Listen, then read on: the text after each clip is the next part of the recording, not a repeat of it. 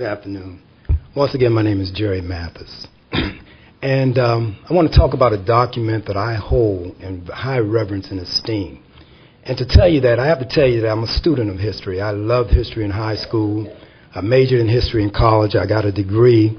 And I taught in history, secondary education. I taught history for 5 years in the Anne Arundel County school system. And during that period of time, the Khomeini was acting up in Iran. And because I cared so much about the freedoms that that document, the Constitution, gives us, I left teaching and volunteered to go into the military. And Councilman Knotts, I know you were in the Marines, but I volunteered for the 82nd Airborne Division because I knew that if something happened, we would be the first to go after the Marines. I'm here today to talk about freedom of speech and that Constitution that I hold so dear. It's the right to speak freely without limitation or censorship. The First Amendment to the Constitution gives us that right to freedom of speech. And the Founding Fathers found one thing that they had to do. And they put in there that Congress shall not make any laws abridging the right to freedom of speech. And that's Congress. That goes for any governmental body. The Supreme Court has even gone further and found and set legal doctrine that no annoying, intrusive, or offensive speech, as maybe some of my colleagues or fellow citizens have done, all of those things are protected by the First Amendment to the Constitution. You have no right in this body to abridge that. Congress said that.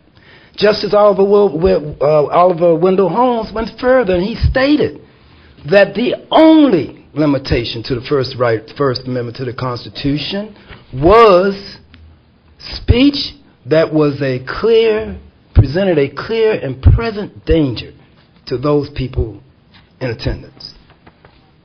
I'm astounded and appalled that you would have, just because an individual gets up here and you don't know what he's going to say, someone here that would be there to arrest him because he has speech.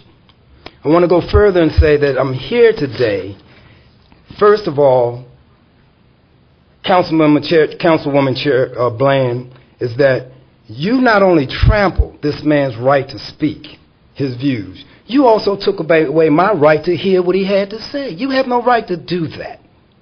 And that's why I'm here today.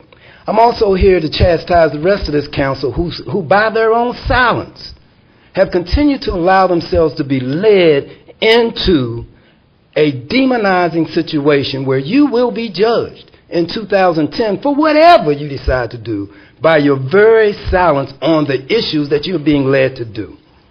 In this very chamber on the 21st, you advocated, Mr. Thank you. Chevalier's Your 3 minutes right. are up. Thank you. I think you got my